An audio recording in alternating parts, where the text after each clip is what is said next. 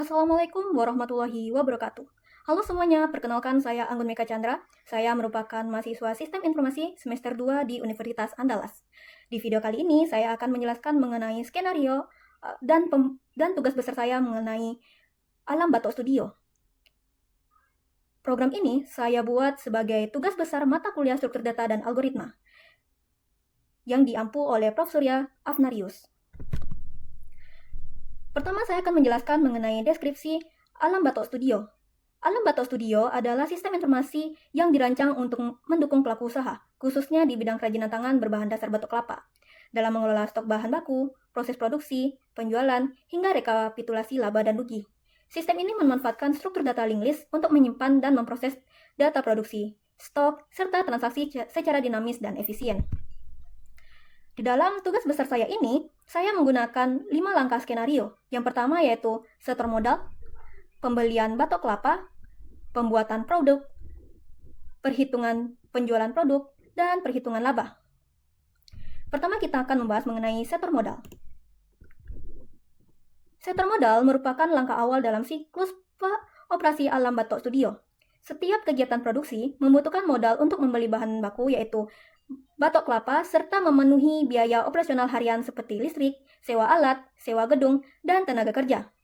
Oleh karena itu, sistem menyediakan fitur setor modal di mana pemilik usaha dapat mencatat dana yang tersedia setiap harinya secara sistematis dan terstruktur. Fitur ini membantu memastikan bahwa dana yang tersedia cukup untuk melakukan produksi dan pembelian. Selain itu, pencatatan modal secara historis memungkinkan pelacakan sumber dana dan perhitungan efisiensi penggunaan modal dari waktu ke waktu.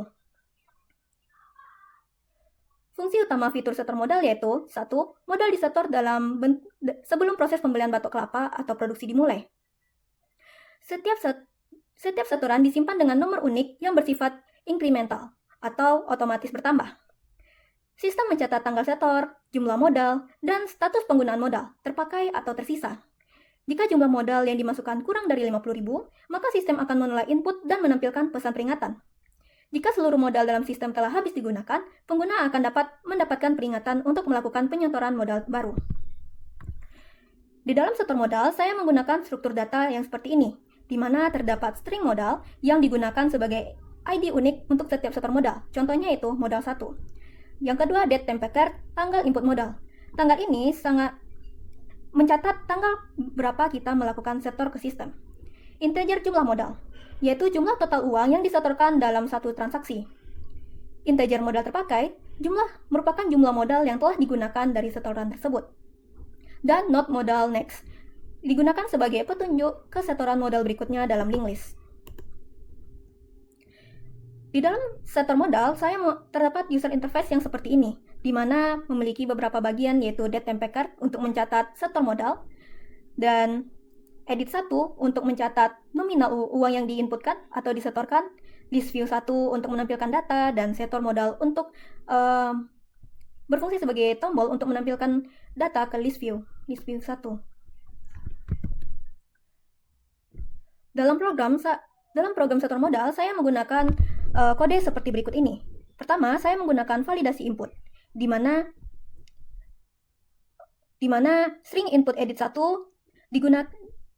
kode ini digunakan sebagai ambil input dari edit 1 dan hapus spasi di depan atau di belakang. If input return atau kode ini digunakan sebagai kode yang digunakan untuk mencegah input kosong atau angka desimal. Kode ini digunakan sebagai validasi bahwa hanya boleh angka yang bisa diinputkan. Integer jumlah string to integer def digunakan sebagai kode untuk melakukan cek apakah jumlah modal lebih besar dari 50.000.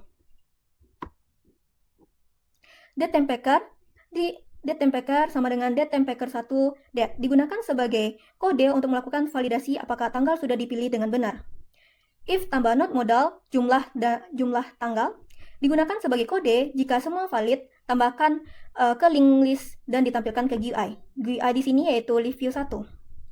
Terus, di dalam setor modal juga terdapat beberapa fungsi yaitu bool tambah modal yang berisikan tentang ID modal yang diinputkan secara otomatis, tanggal simpan setor modal, simpan jumlah uang yang disetor, terus juga ada bagian ini yang digunakan sebagai jika link list kosong dijadikan sebagai head. Dan di sini juga terdapat fungsi untuk tampilkan modal ke list view 1. Selanjutnya yaitu kita akan kembali ke bagian skenario tadi. Di skenario tadi saya telah menjelaskan setor modal. Selanjutnya kita akan menjelaskan ke bagian pembelian batok kelapa. Selanjutnya saya akan menjelaskan mengenai fitur pembelian batok kelapa.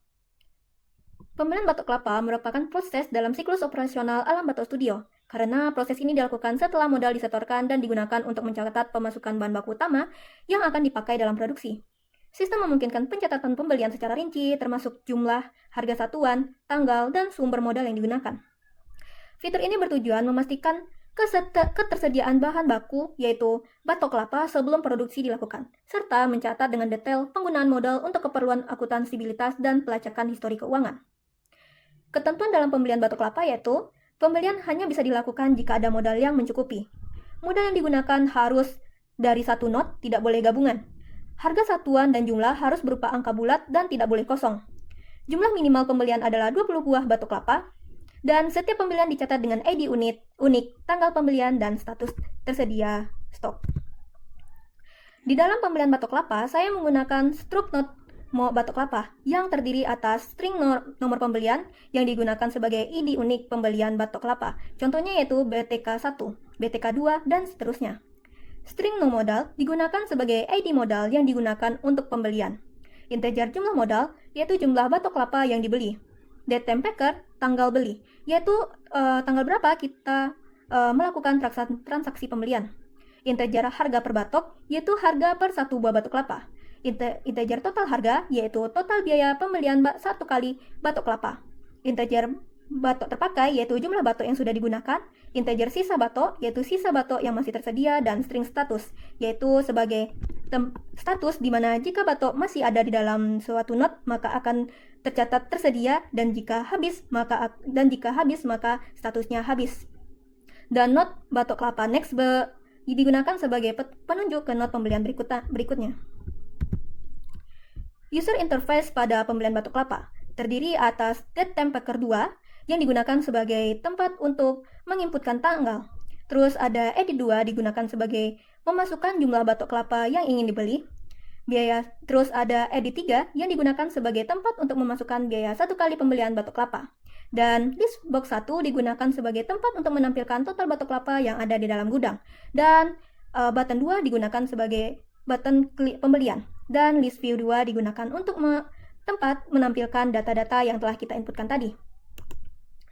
Dan dan ini merupakan kode yang saya gunakan pada pembelian batok kelapa, yang pada button klik 2 terdiri atas input jumlah harga dan tanggal, yaitu string jumlah, string harga, dan date time packer. Terus validasi dasar, agar ini merupakan kode validasi dasar agar tidak ada saat kita menginputkan jumlah batok kelapa atau jumlah harga satu kali pembelian, maka tidak boleh kosong dan hanya angka bulat saja. Terus ada integer jumlah untuk menampilkan jumlah batok kelapa, integer total harga untuk menampilkan total harga satu kali pembelian batok kelapa, dan integer harga per batok, yaitu integer yang menampilkan harga satuan batok kelapa.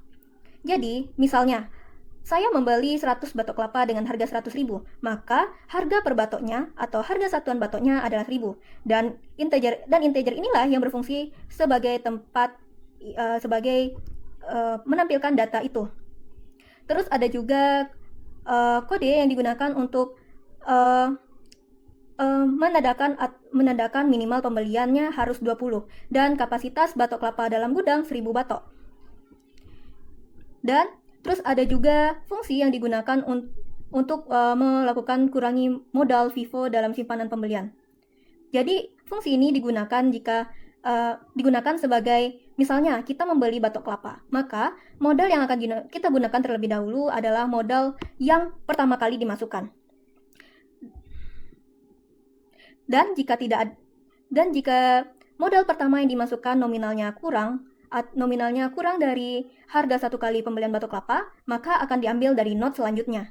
Dan jika tidak ada modal yang cukup, maka akan ada show message, yaitu modal tidak mencukupi untuk pembelian. Selanjutnya yaitu kita kembali ke bagian skenario tadi. Tadi saya telah menjelaskan setor modal, terus pembelian batok kelapa, dan saatnya kita menjelaskan mengenai pembuatan produk. Pembuatan produk kerajinan adalah inti dari proses.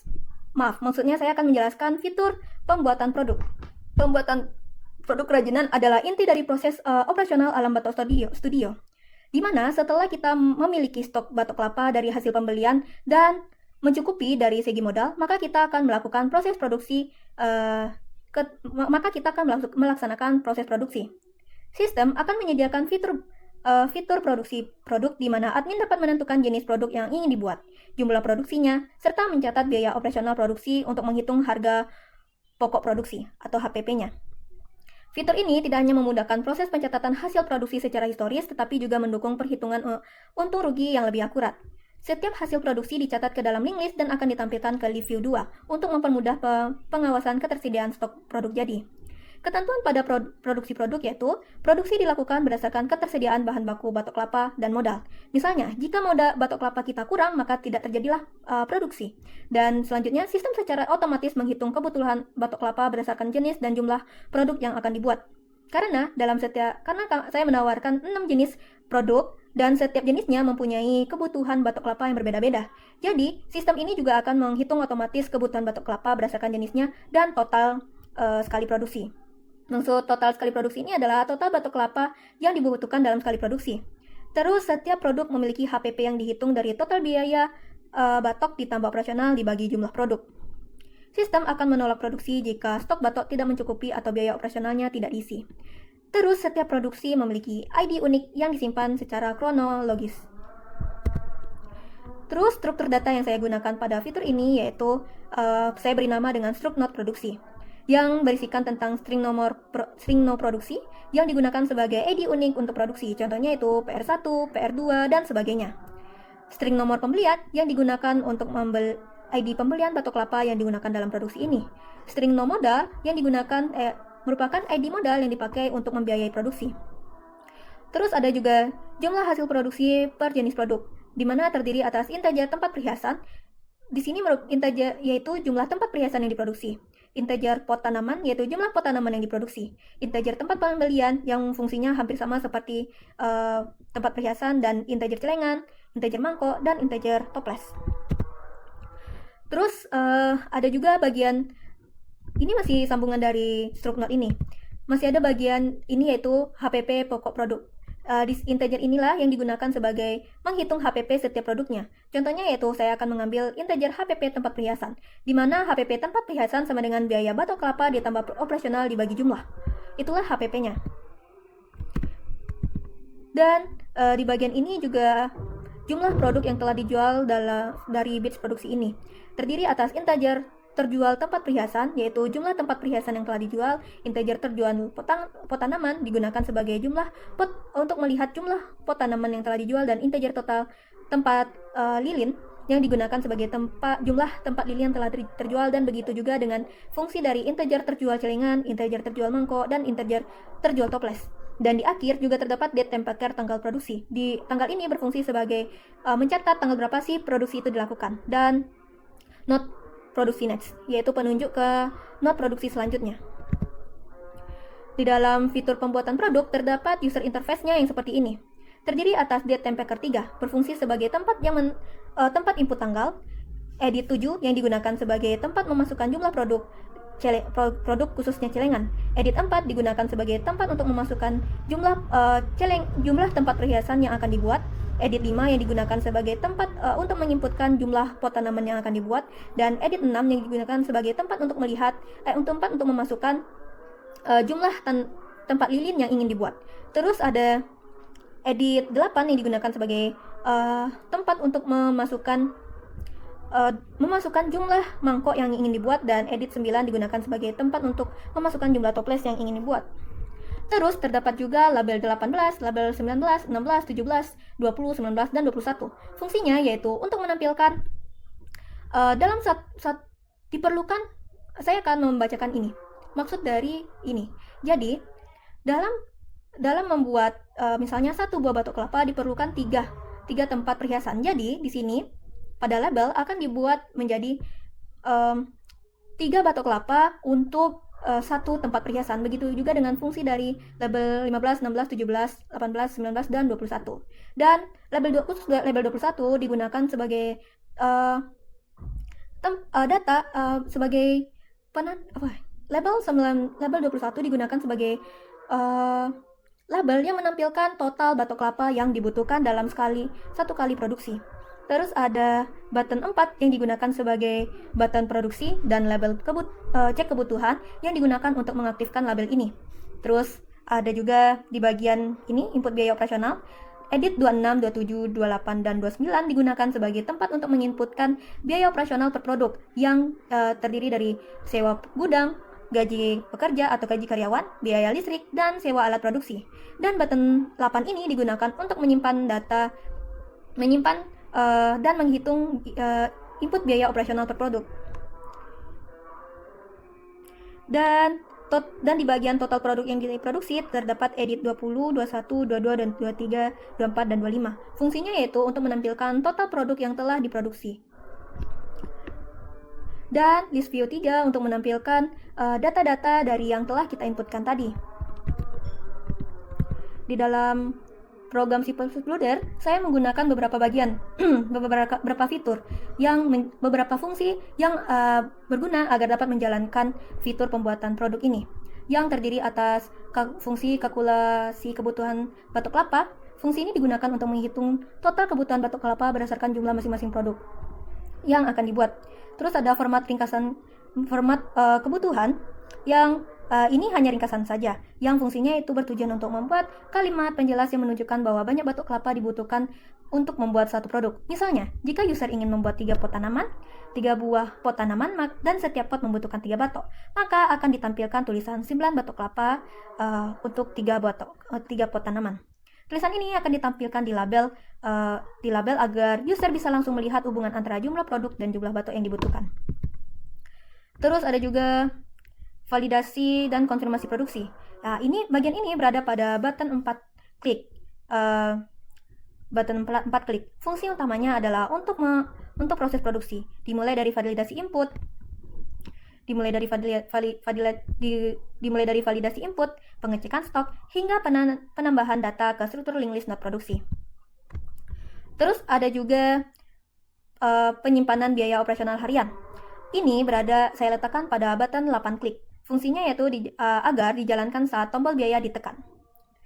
Fungsi dari kode-kode ini adalah untuk agar fungsi utamanya adalah untuk input dan penyimpanan komponen biaya operasional harian. Jadi nilai ini digunakan untuk menghitung HPP, harga pokok produksi produk. Terus ada juga tambahan node produksi.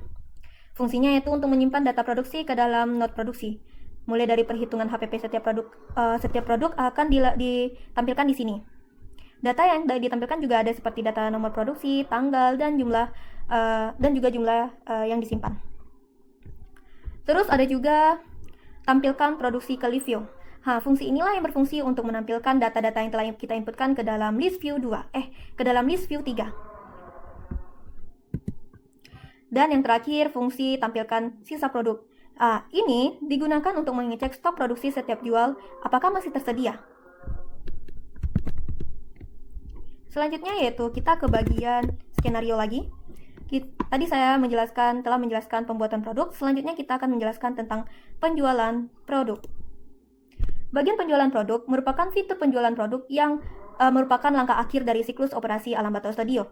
Setiap proses produksi, setelah proses produksi selesai dan produk jadi tersedia, sistem memungkinkan pemilik usaha untuk melayani pembelian dari customer secara langsung. Fitur ini tidak hanya mencatat transaksi penjualan, tapi juga menghitung stok produk jadi dan menghitung keuntungan berdasarkan HPP, harga pokok produksi ditambah margin keuntungan 30%. Fitur ini dirancang untuk mencatat semua informasi penting dari penjualan secara rinci, seperti tanggal pembelian, nama customer, produk yang dibeli, jumlah harga jual, total belanja, nominal uang yang dibayar, serta pembelian. Semua data disimpan dalam struk data dan dapat ditampilkan kembali dalam bentuk tabel agar mudah dianalisis dan ditelusuri. Fungsi utamanya adalah mencatat dan memproses transaksi penjualan produk kerajinan.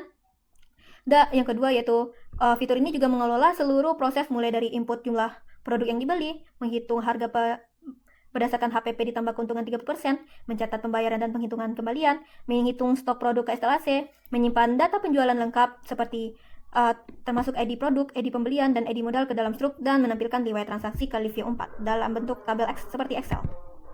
Struktur data yang saya gunakan pada bagian ini, saya beri nama struk not penjual. Struktur ini digunakan untuk menyimpan data penjualan setiap transaksi. Terdiri atas integer nomor penjualan yang digunakan untuk menampilkan nomor urut penjualan, date time tanggal pembelian yang digunakan untuk menyimpulkan tanggal transaksi dilakukan. String nama customer yaitu nama pembeli, integer total belanja, integer dibayar dan kembalian. Fungsinya yaitu untuk mencatat total belanja yang dibeli customer, uang yang diberikan customer kepada admin atau kasir, dan integer kembalian. Berapa kembalian yang diterima oleh customer. Terus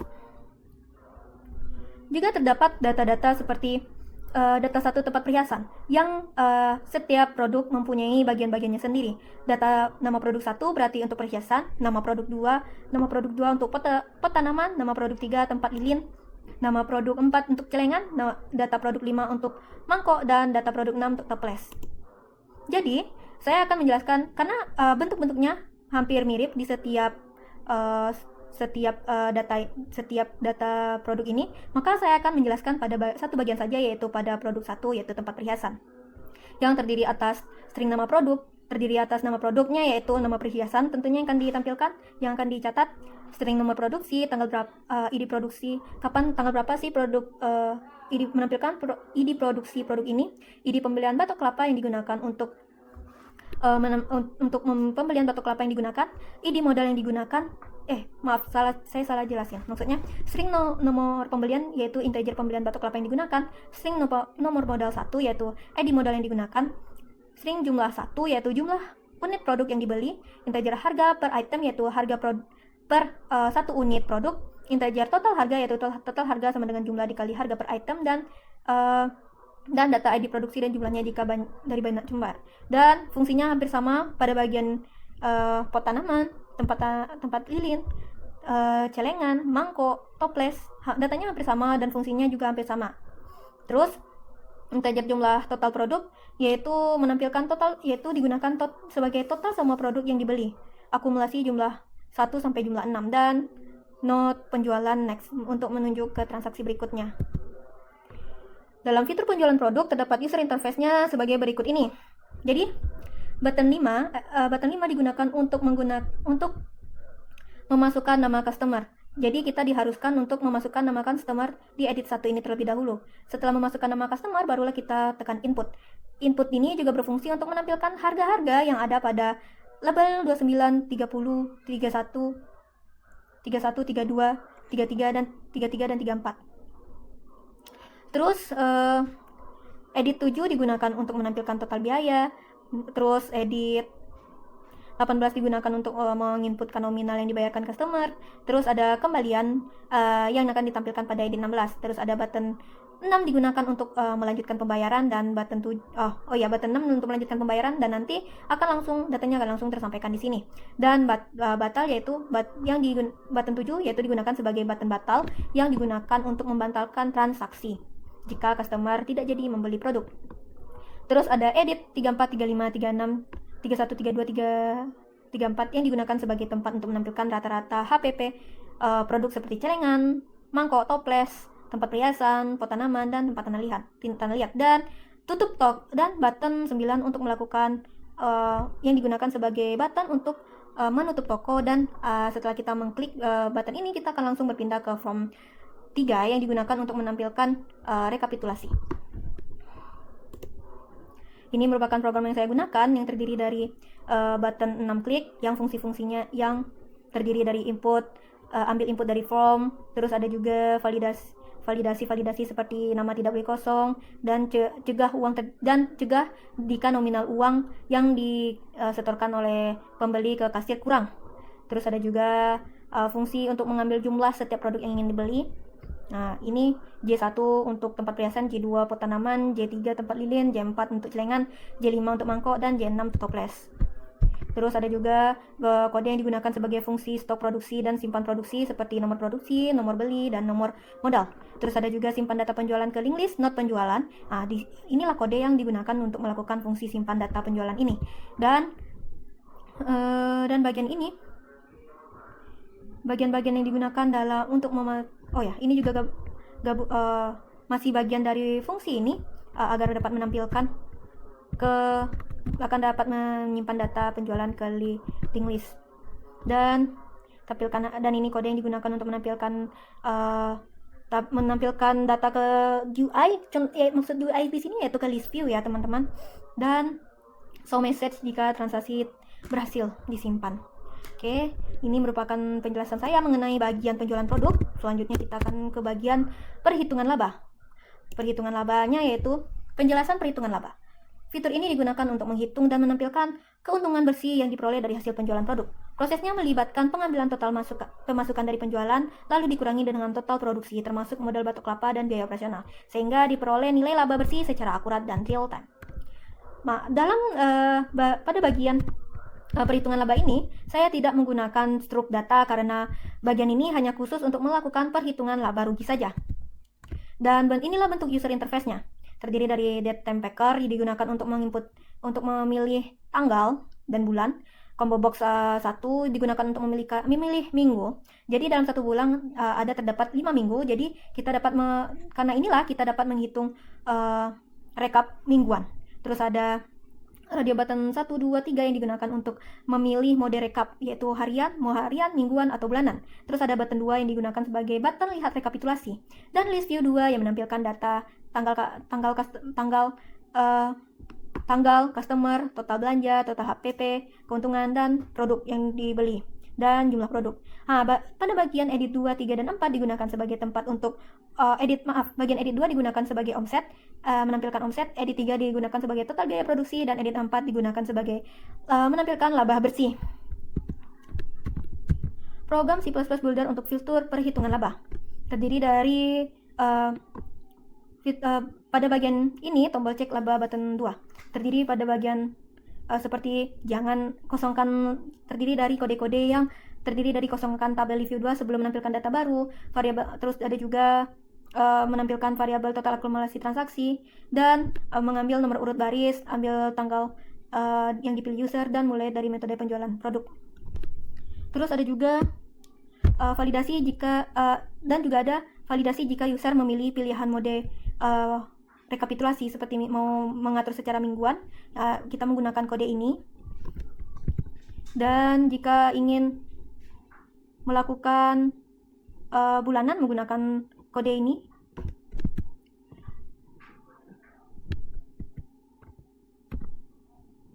Dan jika transaksi cocok dengan fitur waktu, maka akan menampilkan data-data seperti ini.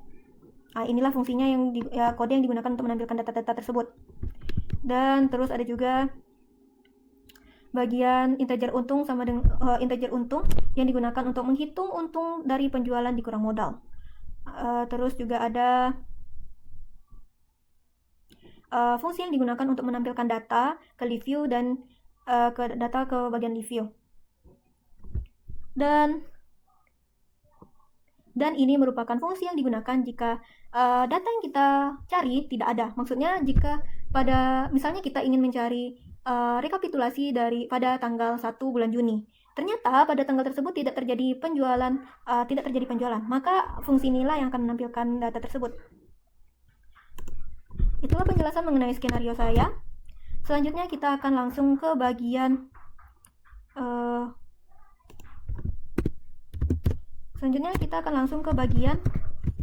pengujian program. Pada pengujian program, saya mempunyai data acuan seperti berikut ini. Data acuan dalam pengujian kegiatan operasi modal, di mana modal harus di atas 50.000 jika kita menginputkan modal 20.000 maka akan ditolak. Jika kita setor modal 30.000 juga akan ditolak karena minimal setor modal yaitu 50.000. Dan setor modal akan diterima jika setor modal besar sama dengan 50. Setor modal dengan nominal 0 akan ditolak karena nominal tidak boleh kosong. Setor modal tidak boleh terus nominal tidak boleh negatif. Terus nominal atau bagian input jumlah batok yang dibeli dan input jumlah satu kali pembelian tidak boleh menggunakan koma atau desimal, tidak boleh menggunakan ABC atau tidak boleh menggunakan ABC dan ABC. Terus ada juga data acuan pengujian kegiatan operasional pembelian batok kelapa, yang dimana kegiatan pembelian batok kelapa akan ditolak jika minimal pembelian 20 buah, di bawah 20 buah, dan akan ditolak jika jumlah batok dan pembelian batok kelapa juga akan ditolak jika jumlah batok kosong atau 0.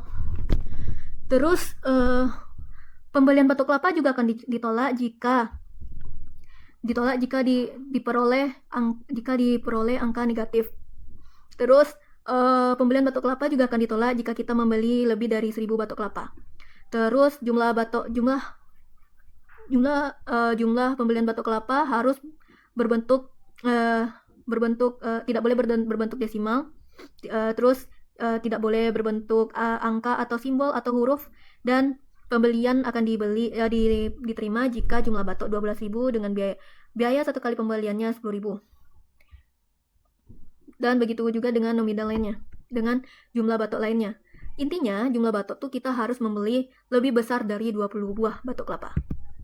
Terus ada juga data acuan pengujian kegiatan operasional, yaitu jumlah produk kosong semua, maka akan ditolak karena kita harus melakukan minimal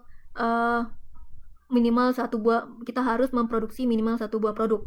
Terus jika kita ingin memproduksi 3 toples sedangkan batok yang tersedia adalah 5, maka akan ditolak karena jumlah batok kelapanya kurang. Produksi tidak akan berhasil jika stok batok kelapa tersedia memenuhi kebutuhan batok kelapa, dan terus produksi produk juga akan ditolak jika kita belum menginputkan biaya operasional. Terus produksi akan sukses jika kita telah menginputkan biaya operasional. Terus data acuan kegiatan operasional pembelian pelanggan. Data acuannya seperti ini. Jumlah produk kosong, jumlah uang yang dibayarkan juga kosong, maka akan ditolak karena nama customer harus diisi. Jika nama customer telah diisi, jumlah produknya kosong, dan jumlah uang yang dibayarkan juga akan ditolak karena harus melakukan minimal pembelian satu buah produk. Jika nama customer ada, jumlah produk yang dibeli juga ada, tetapi uang yang dibayarkan tidak ada, maka kegiatan penjualan akan ditolak karena karena uang pembayaran wajib diisi sebelum lanjut. Jika nama customer ada, jumlah produk yang dibeli juga ada, dan uang yang dibayarkan juga ada, tapi nominalnya kurang dari yang seharusnya, maka juga akan ditolak karena uang tidak mencukupi transaksi, maka transaksi akan dibatalkan. Jika nama customer ada, jumlah produk ada, dan jumlah uang yang dibayarkan sesuai dengan uang yang harus disetorkan, maka transaksi akan berhasil. Terus acuan pengujian kegiatan perhitungan laba rugi ini ada simulasi 123 yang terdiri dari rekapitulasi harian, mingguan, dan bulanan. Bagian ini akan langsung saja saya jelaskan pada program karena lebih mudah dijelaskan jika programnya telah dijalankan. Dan ini merupakan demo program. Login berhasil jika kita menginputkan batok kelapa dan sandinya benar. Setor modal berhasil jika kita telah menginputkan tanggal batok kelapa, telah memasukkan setor modal lebih besar dari 50.000, maka akan tercatat seperti ini. Pembelian batok kelapa berhasil jika kita telah menginputkan tanggal pembelian, juga telah menginputkan jumlah yang batok kelapa yang ingin dibeli, dan telah menginputkan biaya satu kali pembelian batok kelapa. Dan maka akan terjadilah pembelian batok kelapa berhasil ditambahkan. Pembuatan produksi berhasil jika kita telah melakukan simpan biaya operasional per produk, telah memasukkan jumlah produk yang ingin dibuat, telah melakukan cek kebutuhan, dan menekan button produksi sekarang, maka produksi akan berhasil dan akan dicatat ke review 3.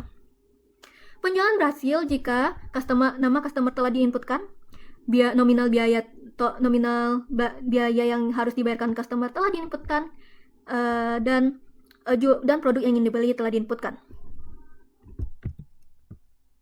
Perhitungan laba berhasil, ini merupakan perhitungan laba yang berhasil pada rekapitulasi harian. Di part selanjutnya saya akan menjelaskan ke bagian programnya. Saya akan menjalankan program tugas besar saya.